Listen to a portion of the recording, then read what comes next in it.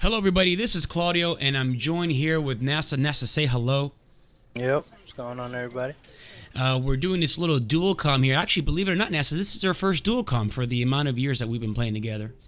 And That's true. yeah, it is true.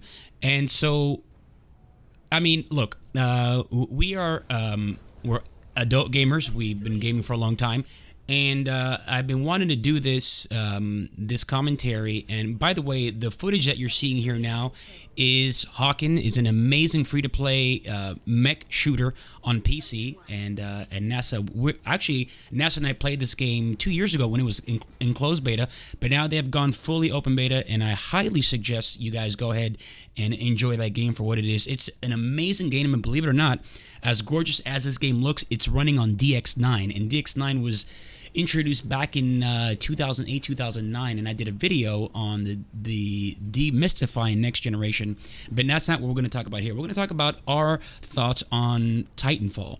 Titanfall is, as you already know, the new IP for Respawn Entertainment, the former developers of the Call of Duty franchise. A lot of people get their information wrong. They're saying, oh, the makers behind Modern Warfare 2 and Call of Duty 4. No, they've actually are responsible for creating the Medal of Honor series along with Steven Spielberg, and that was with a different development name studio. They weren't called Infinity Ward, they were called something else.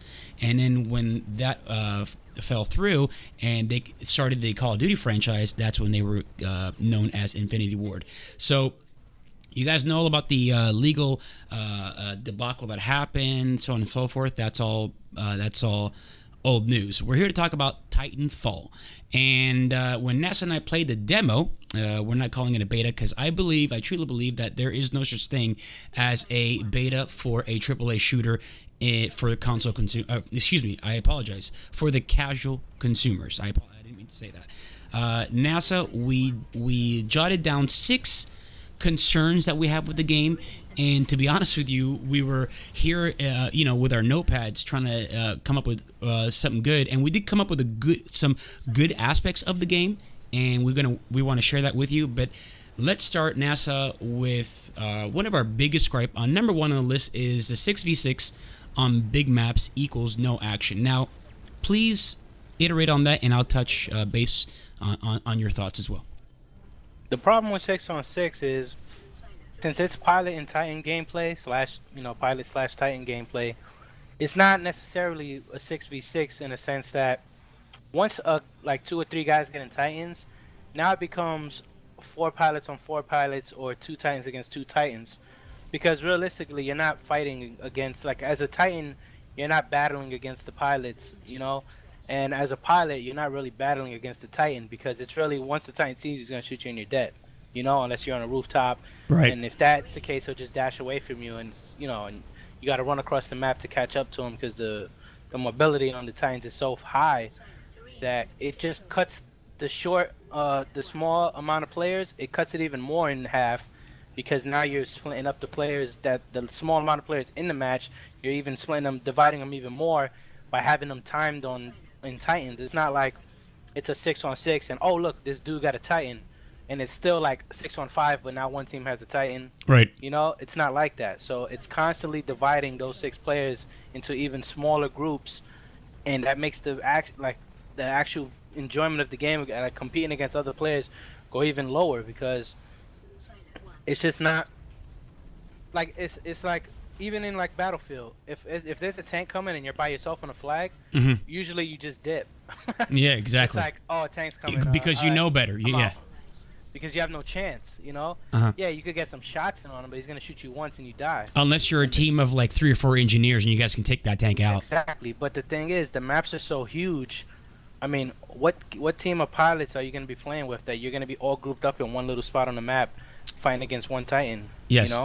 And even if that is how you end up playing, that makes it even more boring, because Yes. who wants to play a game where you're just staying in one little tight group on this huge map, making the rest of the map virtually useless, because you guys are all staying in one little confined area just to stay grouped up to battle against Titans, And you're absolutely right, and that takes us into our number 2 mini gripe with the game, which is something, and this is the AI bots, and this is something that the conversation that your explanation, what you just said there, about the whole 6-on-6 map design is something that I think that Respawn really thought about and had many conversations and debates during the development cycle, and that takes us to AI bots. The inclusion of AI bots. It's a very somewhat controversial issue, but I look at the AI bots as a multifaceted aspect of the core gameplay, and what I mean by that is that it complements your gripe with the 6-on-6, so it gives you something to do, but then again, it's almost like they're irrelevant fillers. For example, my issue is I believe that the maps are so big that they could have done without the AI bots and added at least 2 more players to make it an 8-on-8. Well, hell, why not make it 9v9? And you know what I'm saying? And just give everybody like some sort of achievement-based timer, like a timer-based achievement to where you can get your Titan, and then you can start fighting the Titan, and of course you get taken out by other Titans, and then you start the repetitive action all over again. So what are your thoughts on the AI bots? Because I believe that they were just there for A, farming, and we'll talk about farming really quick, and B, just to give you something to do in between fights, because there were several matches where I literally went 2 minutes without finding a real player. Oh yeah, that's what happened to me the night I played. That's why I got bored after 3 matches. But you're talking about the release version on Tuesday night. Yeah. See, the thing is, the bots are totally fillers, because if the maps are so huge, because they're trying to accommodate giant Titans and small pilots, that when you're a pilot, the maps are gigantic. So you're gonna run into a real player. And this is why I think they have that stim pack, so you can run longer, and the cards we can go faster, because the maps are humongous. Yeah, you need a way to actually find somebody to actually compete against. So the bots are there as total fillers. And the thing with the bots is people try to say, oh, it's like a mobile when you farm. But not really, because in a mobile when you farm, it's because you're trying to buy items. You need gold. You need experience. It's an essential core aspect of a MOBA. Exactly. Yeah, you don't need gold or experience in Titanfall. All it does is cut your Titan timer down, but the Titan timer is so short as it is, and the matches are only 8 minutes. So what are you really doing? Cutting down, shooting bots to cut your Titan timer down 20 seconds, 30 seconds? Like, it's not significant. The game is called Titanfall with mechs, with 3-story mechs, and they want you to enjoy the game. They don't want you to go an 8-minute match without having a Titan. So they should have just made it a Titan-only game. Well, that I actually wouldn't have minded. Well, they do have the Titan mode, which it's like last Titan standing, I believe it's called. Yeah. They should have just made it Titanfall, and you play as the Titans, and it has team deathmatches, Titans, dominations, Titans, capture the flag, all that stuff as Titans. Yeah, exactly. Because as it stands now, it's to have that little bit of players on those huge maps is like killing the game. And then what I was saying, one way I thought of they could actually make killing the bots as farming and make it useful is if they had a system maybe like Homefront where you earn battle points and you could buy whatever you needed. If you could actually farm bots and then use like bot kills as like an exchange rate to purchase something, exactly, then it wouldn't be that bad, because at least you could say like, all right, let me farm some bots up just in case I need an airstrike to kill this Titan, you know what I mean? Or exactly, let me farm some bots up in case I need whatever. I mean, it could have been so much more streaks, Yes, it could have been so much more like deep, rich gameplay, and I know that they had those ideas. You mentioned also a MOBA type within Titanfall that could be possible. Remember you said that?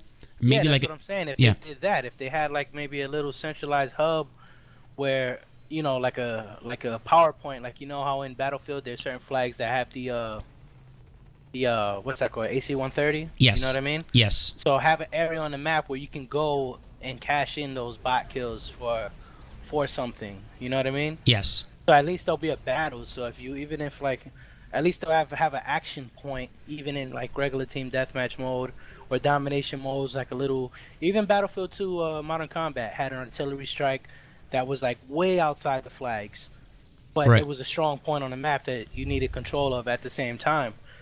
But that was also like a little mini game inside the match where you're like, oh, the artillery strike's about to come up. We got to get get a whole positioning of that area.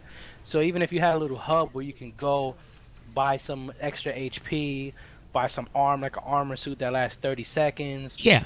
Buy anything. Buy powered up rounds for your gun for 3 clips, like anything. Just at least have the bots earn you something. But just decreasing the timer on a Titan that you get no matter what is totally useless. Yeah, Nessa, those were great points. Another thing you said, number 3, was repetitive gameplay. I kind of agree on that, but can you reiterate your thoughts on that? Yeah, like I said, the timer-based decision they went with. Yeah. Because at least in like any game, Call of Duty or Homefront, somewhere you earn rewards. Battlefield not so much because you don't really earn anything. It's just, it's as is, but you don't earn anything throughout the course of the match. But at least in a Call of Duty, the games vary because, I beasted this game. I had 2 airstrikes, so, I got 2 Harriers, or, I got a chopper gun, I got a nuke, or even Homefront, you're like, I was beasting this round, I got my chopper in 2 minutes. Like, right. It varied. Like, every match was played out differently. Mm-hmm. In this game, every match is the same because there's nothing else to earn besides the Titan. So it's literally just spawn, then your Titan. You get destroyed in your Titan, and you basically just wasting time until you get a Titan again. Exactly. Because Titan is the end all be all, Yeah. And it just gets hyper repetitive because you're literally doing the same thing every match, and people say, well, you're playing attrition, play a different game mode. You got to remember, I tell people all the time, Team Deathmatch is the most popular game mode in every first-person shooter, except like a Battlefield, which is because Conquest is the main game mode. Sure. But for most arcade shooters, because that's exactly what it is, Mm-hmm. Time Splitters, GoldenEye, you know what I mean? Yeah, it's Team Deathmatch. It's Team Deathmatch. You're not playing all these other game types. So you have to focus your game around making the Team Deathmatch aspect work first, and then implement the other game modes that supplement it. If that's what your game is going to be, like an arcade it's a total arcade game. You know what I mean? Like even Team Fortress 2, it looks like an arcade game, but there's a lot of depth to it. There's no depth to this game whatsoever. It's just pilots and Titans, and that's it. How do you feel, our number 4th mini gripe with this, or concern, how do you feel about the continuation of the Call of Duty unlocking system with the carrot on a stick dangling in front of the user? And then, of course, even on day 1, we already saw a level 3 prestige, and it's the same. And for those of you who are saying, well, why would you have to compare everything to Call of Duty? Because that's what it is. It's the same developers. There was an article, an interview, a GameSpot interview with Vince Zampella, and they were asking him what kind of ideas were they running with when they first started the company. And he said, joking around, but in actuality, he's very right in his own statement. He's like, it's not like we're going to make a puzzle game. We're going to do what we do best. And of course, so what they do best is, multiplayer, team deathmatch, military shooters. But it's the same. Almost, this whole thing. It's Call of Duty with mechs. Do you feel it's? I'm wrong in saying that, or there are a lot of similar aspects to that statement? It's Call of Duty with mechs in a sense that it plays very similarly, and people are gonna say, well, of course, because it's the people who make Call of Duty. I know, but at the same time, that's why people call it Call of Duty with mechs. Yeah, you know what I mean? Yeah. So if Crysis made another game that wasn't Crysis, but it had soldiers with powered up suits and invisibility. But now they earned some other new thing they added. You'd say, "Oh, this is Crysis with this," of course, because it's the same premise, Yes. So it's the same thing. The gunplay is very similar. Mm-hmm. You have guns with no recoil. You got overpowered shotguns. You have the introduction of that smart pistol now. Yeah, the smart pistol, which is really just so the average casual gamer could just, be high and drunk and still play and farm bots out his ass and be like super successful. You know what I mean? Exactly. But it's the same kind of idea. The gameplay is just exactly the same. You still die very quickly. There's no there's no countering to whoever shoots who first, except just bouncing up and down, jumping like an idiot, which looks terrible. The animation looks horrible, and it just looks so goofy. That's our number 6, and that takes us to our number 6. But before we go into number 6, there's a number 5 point that I want to talk about really quick. I think there's too much information on screen. Every time you switch to a weapon, your primary, your secondary, or your third, what's that called? Primary, secondary, tertiary. There is just too much. It's constantly reminding you what you have, and that's not a bad thing. In other games, especially in Call of Duty, in the bottom left-hand corner, I believe it shows you what you have. The name of your weapon. But this is it's that constant pop-up with the little, it's almost like a little with a line going. It's just too much information on screen. So not only that, when you have that in conjunction with the smart pistol, you know how the smart pistol against bots, it's one homing or one automatic targeting system, and then you can kill it.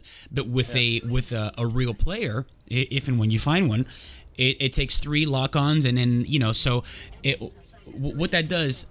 If you see the gameplay that I'm talking about, it's these red lines. They're homing in on the player, and then you have also the pop-up of the name of the weapon. It's just like it's too much on screen, and I guess the more on-screen eye candy that you have to keep the player retention, I guess it's a good thing. But to me, coming from a more mature aspect, I think it's just too much information. Or at least have it toggleable just to shut that off. Yeah, just shut that off. It's a very simple patch that they can fix. Like with the music, that's one little minor thing I could throw in there is the music. I muted the music day one. I don't want to hear like bam, bam, bam, bam, bam, bam, bam, bam, bam, bam, bam, like while I'm playing. Like, I don't need all that. The game's fun. I don't need music to make it seem like it's even more fun, Exactly. Like, I don't need an environmental setting to know that I'm in an action shooter, Exactly. Like, there should be action in the game that's telling me it's an action shooter, not the music trying to, like, make my brain believe I'm in some action movie, So number 6 is what you just mentioned, is the character movement, which is actually a plus and minus. Sometimes more of a minus than a plus. I think, like I mentioned before in the podcast, I think that since it's a Source engine, that they got the character movement from the Scout in Team Fortress 2, where everybody's running really fast and have the double jump ability. But it's also that we played in the past couple of days. It's turning out to be a minus. Can you touch in on that? And I'll also talk about, when you finish, really quick, on 2 weapons, or 1 weapon that is completely irrelevant in the game, and that's the sniper rifle. It has no business in the game because it's almost impossible to shoot anybody with the character movement that you're about to talk about right now. Yeah, because the movement is fantastic, but you got to remember, see, this is what I don't understand about the developers. If you're going to implement a movement system like that, you have to be able to make everything else work. You can't just say like, oh, we're going to make the movement and people are going to just have to figure out how the weapons are going to work, in cohesion with the movement.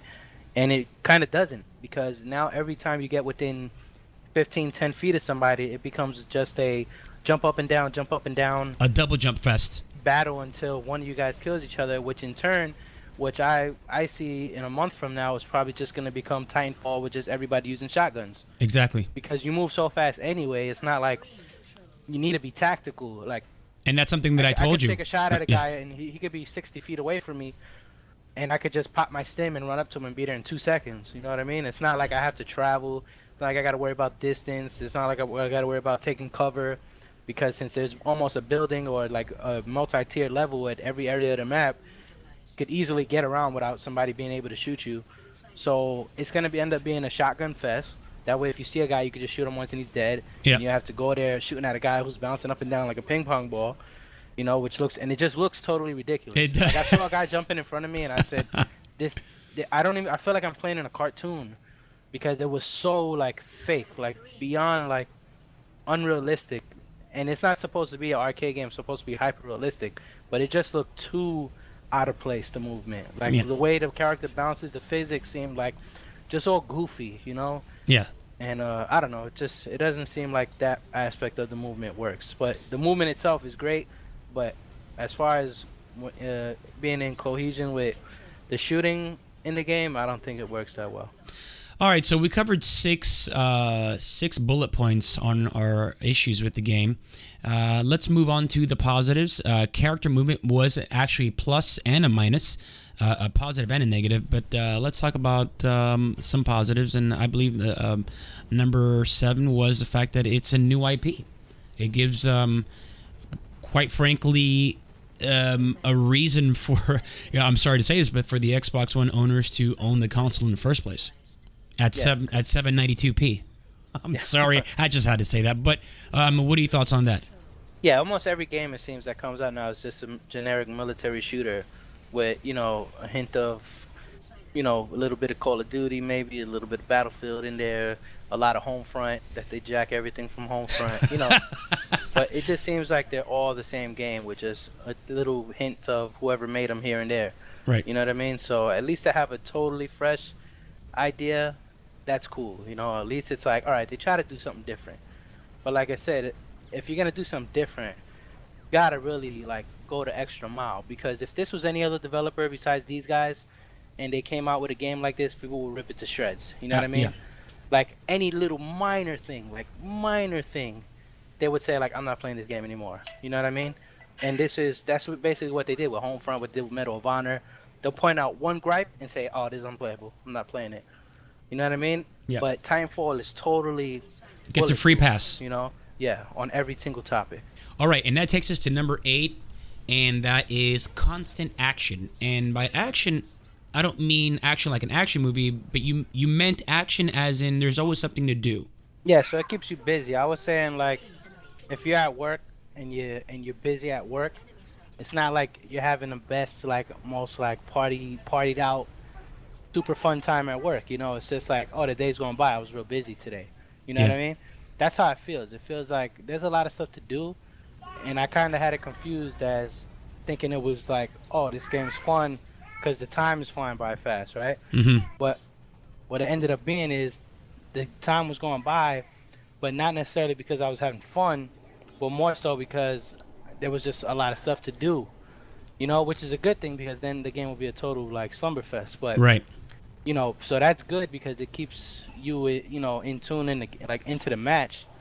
But still, it's like a, positive negative because it's just there for the sake of being busy. Like almost like Diablo 3. Like I'm playing Diablo 3 a lot and I'm farming, trying to get legendaries. Right. And I did that maybe for like a few hours the other day. Right. But it's not fun, but I'm just doing it because it keeps me busy because I'm trying to find another new item. You know exactly. what I mean?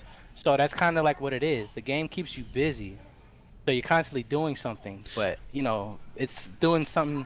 Like if you're gonna play the game every day, you can play every match and you'll at least be doing something every match you play. Right. But it's up to the player themselves to determine if that's fun to you or not. Because somebody might say me farming items in Diablo 3 is boring. Like, oh I don't want to do that. That's like boring. Why would I want to spend my whole day trying to find one item? You know what I mean? Exactly. So I guess it's up to the user, but so it is a good and a bad, and for some people. Another good and a bad thing that I see are the burn cards. I think it's a pretty cool, somewhat innovative way to introduce into a first-person shooter. For those who are into card games like Hearthstone and Magic. But the bad thing about that is that it's completely random, and you cannot build skill on something that is random. You understand what I'm saying? Seen that game we played when as soon as the match started, guy was in Italian. Yeah, so it's like when something is completely random, like I said, to reiterate this, you cannot build skill around that. And it's the same, and this goes back to the carrot on the stick dangling in front of the player to unlock the next level, to unlock the next weapon. And when you look at games like Counter-Strike, everybody's on an even standard, on an even playing field. Everything is unlocked from the rip, so it's up to you to develop that skill level, to develop your own skill to be better at the game. But when you have, let's be honest, the burn cards are nothing more than mini perks that I guess their balance was to only last for as long as you live. You see what I'm saying? You know what they could have did? Remember when I was saying they could have implemented like a little area, like a side shop or like a to cash in your bot kills or your achievements. Like they could have had a burn card little shop. Yes, like a burn. burn. You go and you get your burn cards throughout the match. So like in if you Blacklight. Beast mode shotgun, you'll go buy some cards. Yeah, like the little depots in Blacklight. Yeah. You'd go to a depot, buy some burn cards. If somebody wants a Titan, they're becoming a nuisance. You go to the burn card spot, buy the souped up anti-Titan rockets. You know what I mean? Yeah. At least make it so that more interactive. You're farming for something. Yeah. Know? But More. you just choose three cards before the match starts, and that's it. It's like Just give me a reason. That's all I want. I want to play with a purpose. You know, like when I Yes. play any other game, it's like I play. If I'm playing Battlefield, I'm playing Conquest to try to capture flags. If I'm playing Call of Duty, I'm playing Team Deathmatch just because I want to beast on other people and feel superior to them. You know, Exactly. like, and when I'm playing Timefall, it's like, what am I doing this for? Like, why am I killing these bots? Like, why should I spend time not fighting against real people and killing bots? Like, give me a reason for that. If I had a reason, then it wouldn't matter. But if my sole reason is to cut off 3 seconds off a Titan timer that I'm gonna get no matter what, even if I just went in the corner and didn't do anything, Right. it's like that's not enough reason for me. Yeah, and what was I gonna? I was gonna think about something really quick. So yeah, the randomization of the cards, and when I'm talking about randomly choosing which card you want, it's the it's the random dropping of cards. You never know what you're gonna get, so you can never really strategize properly against your opponent. It's just like you have this whole deck of cards and you pick the best out of three. You understand? So it's like the whole random aspect. There really isn't any skill involved in that. Understand? No, and they don't even make the matches dynamic because it's not like you earn 3 burn cards during the match to use during the match. You just earn them when the match is over. So it's just like, oh, okay, these are the good ones, but let me just use these 3. So it doesn't even impact the match you're in. And the next match is, like I said, there's no earning of it. It's just, oh, which 3 cards you got? Boom, all right, I'm using those 3. So and you're always gonna use the same ones, right? Like, or the same good why, ones that work for you. Yeah, like why would you use like the one that cuts 40 seconds off your Titan? Like if you had 100 of those cards, why would you use a different card? Yeah, exactly. Or the one where you spawn in on a Titan immediately. Yeah, anything. Like it's just like, the cards should have been there as a side purchasable spot on the map to buy as the match progresses, and not A depot. something that you choose before. I mean, hell, they could still patch it up and say, listen, we're gonna do Titanfall version 2.0, and we reimagine how we want the cards to play out. You know what I mean? To give the bots a new purpose. They can easily do that. They can easily do that. Dude, it's not hard to do. Like you just choose an area of the map that's, a non-populated area. A dead zone. And say, boop, that's the depot location. And that's it. Exactly. Even snipers could be given a purpose now, because you could even have people camping at depots. Like, oh, this guy's beasting. Be careful. He's probably about to go buy a Titan. You know what I mean? Exactly. Anything. Whatever. Well, I'm not making the game, but. One last thing, the snipers. How do you feel about them with this character movement? You really, first of all, you can rule out quick scoping. You can rule out even mid to long range because the characters move so fast. Yeah, I haven't. Well, I don't really snipe in any game. I haven't tried the sniper yet, but yeah, I can imagine. Like, the movement speed is just quick. Like in any game where characters move fast, snipers are always like at a huge disadvantage. Yeah. So that's why the sniper in Team Fortress 2 is one of the least played in competitive. Well, I mean, you can kind of beast with the sniper if you're really good, but let's be honest. It's there just because to give people who like to snipe something to do. Yeah, exactly. But with that idea, listen, we can't leave people who like sniping, out of the game and not want to play our game. So let's put a sniper in there. But for that idea that you said, like a dead zone depot, that would be a really good reason to use a sniper. So, in summation, do you think this game, well, for Xbox One owners, you really have no choice? But overall, even if it was a multi-platform game available on the PlayStation, which is not until Titanfall 2, is it worth your purchase? Is this game worth $60? And then I'll chime in and close out. I think it's a good idea that was executed not to its full potential. Like I think I'm not trying to, like I said, I could better ideas than guys who do this for a living, but I think there are guys who do this for a living who could have had similar ideas like what I mentioned, and increase the replay value and the enjoyment of the game than what it currently is. Because still I don't understand. Like, I know people are praising it a lot, and a lot of it is because like industry folks praise it because they're like a group. They support each other. You know, like they're not gonna say, oh dude, we're both developers, but your game is garbage. They're never gonna do that. Right. So, they all get praised. Only behind closed doors. Yeah, so I mean, they get praised a lot, and it's like, okay, it's cool. Yeah, it's the game's cool, but what do you want this game to really be? You want it to be just a flavor of the month game? Do you want it to be a game that you're gonna end up getting to Titanfall 5, like Halo and Call of Duty? You know what I mean? Right. Or you just want this to be a one and done game? Like, you got to see where you want to take this game, and if you want to take it to the next level, you're gonna have to start thinking of ideas that could make it that much better. So you know, it's funny because my friend always used to tell me when you first start school, right? Right. He used to say, yo, the first day of school, go to school real bummy. Like, don't get a haircut. Don't even iron your clothes, you know? Right. So he said when you come back to school, like the next day or 2 days later, people see you, or like chicks specifically he was talking about, but they'll see you and be like, damn, like, look at the improvement, you know? Exactly. So it seems greater than what it is because they saw you terrible at first, you know? Right.